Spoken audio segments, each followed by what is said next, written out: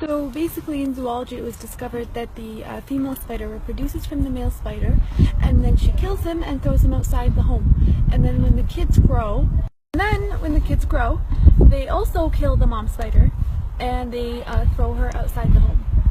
Technically it was discovered that the spider's home is the most bizarre home. It's the worst home ever built. And it was described in the Quran in one verse.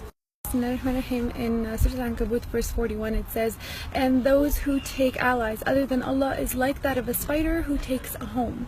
And indeed the weakest of homes is the home of the spider, if only they knew," is how the verse ended. SubhanAllah, people always knew the physical weakness and the flimsiness of the spider's home. But only in this era were they able to make the connection and comprehend the moral and the spiritual weakness of the spider's home.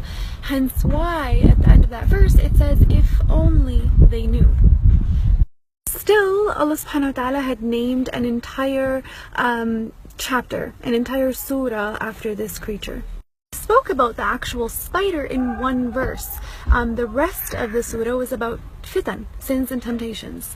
Literally, the second verse in Surah Al-Ankabut says, "Bismillahirrahmanirrahim," and do people think they're going to say, "We believe," but they're not going to be tempted or tested or tried? Technically, what's the connection between sins and temptations and the spider's home and the spider's web? Why was that connection made in the Quran? If we actually ponder into it a little bit, we'll realize that the connection and the battle and the intertwinement of fitan and temptations is figuratively, it's like the spider's home, the spider's web.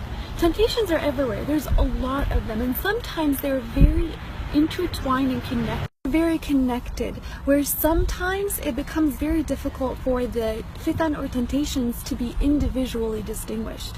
And that's why the comparison was there. A human who falls into the trap of temptation and sins is like a human who figuratively falls into a spider's web, technically.